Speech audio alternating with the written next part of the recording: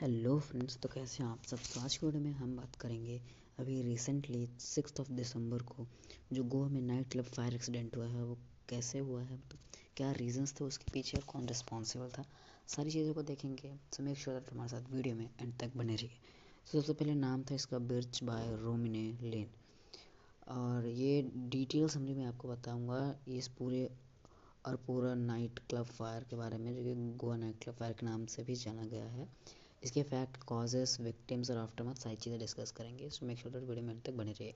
सबसे पहले जो ये फायर थी 6 दिसंबर 2025 को 11:45 PM पे नाइट क्लब था बर्च बाय रोमिने लेन करके। ये अरपोरा विलेज जो नॉर्थ गोवा में है यहाँ पे लग गई, फायर हुआ।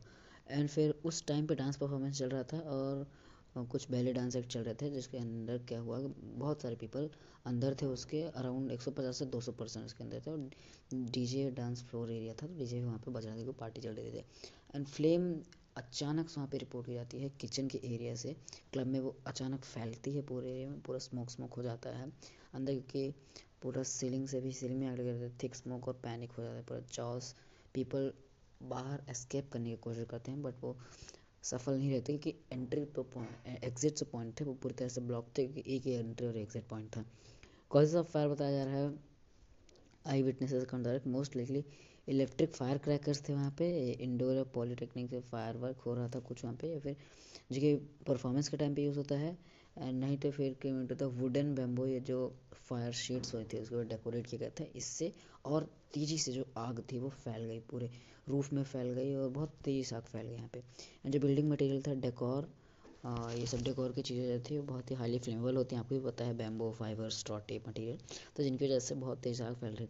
एंड क्लब जो था ये प्रॉपर फायर सेफ्टी कंप्लाइंसेस से बहुत ही लैक नहीं था, बहुत ज़्यादा लैक था, मतलब कुछ भी नहीं था। इसका लाइसेंस भी कैंसिल कर दिया गया था इस क्लब का, कुछ इमरजेंसी एग्जिट्स भी नहीं थे, प्रॉपर वेंटिलेशन भी नहीं था, एस्केप डोर्स भी नहीं थे, बेसमेंट जो किचन थे उस पर भी कुछ खास नहीं थे। मतलब पहले तो LPG लीक बताए जाते थे, लेकिन बाद में आया कि फायर क्रैकर इग्निटेड हुए थे, जो मतलब वहाँ पे इलेक्ट्रिक क्रैकर से लग रहे थे। एंड फायर सेफ्टी इक्विपमेंट्स भी नहीं थे यहाँ पे कुछ। एंड जो ये बिल्डिंग है पूरी तरह से परमिशनल लाइसेंसेस नहीं थे इसके पास, मैंने आपको पहले बता चुका है। तो टोटल 25 कंफर्म डेथ हुई है इस घटना में, और स्टाफ मेंबर्स जो किचन का स्टाफ एम्प्लॉय थे सभी मिले हुए थे इस पे 25 में से, और मेजोरिटी विक्टिम जो थे वो वेरियस स्टेट्स के थे, इंडिया जैसे कुछ तो नेपाल के थे।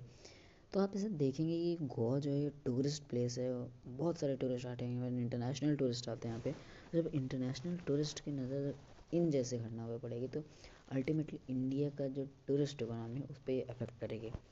एंड ये डेड जो टूरिस्ट थे जिनकी दिल्ली से आए थे, कुछ तो कर्नाटका से आए थे, सो बहुत अलग अलग स्टेट के थे। मोस्ट विक्टिम जो थे सफोकेशन की वजह से मरे, क्योंकि जो स्मोक फैलती है उसकी इनहेल करने की वजह से मरे, और कुछ बर्न्स की वजह से मरे, और कुछ तो बेसमेंट में ही ट्रैप है लोअर एरियाज में, जिनके कारण वो भाग नहीं पाए, कोई रास्ता ही नहीं मिला उनको। आप सोच सकते हैं कितनी दर्दनाक उनकी डेथ हुई होगी।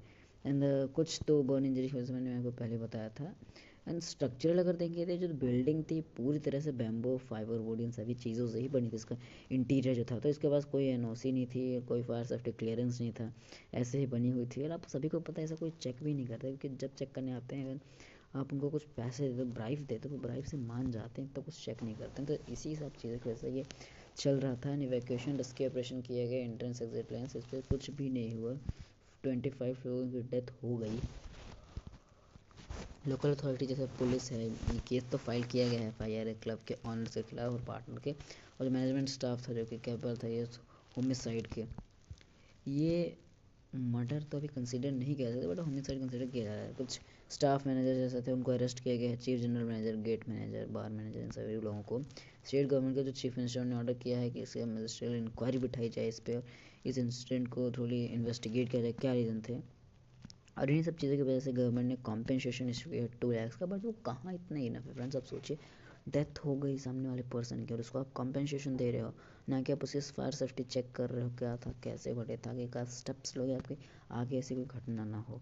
और इवन जो जिनकी मतलब जो बच गए हैं, जो विक्टिम्स थे, उनको भी 50,000 मिल रहा है, यहाँ तक जिनकी डेथ नहीं हुई है। सो ये थी आज की हमारी वीडियो। हम मिलेंगे अपनी एक और नई वीडियो पे एक और डिज़ास्टर मैनेजमेंट टॉपिक के साथ।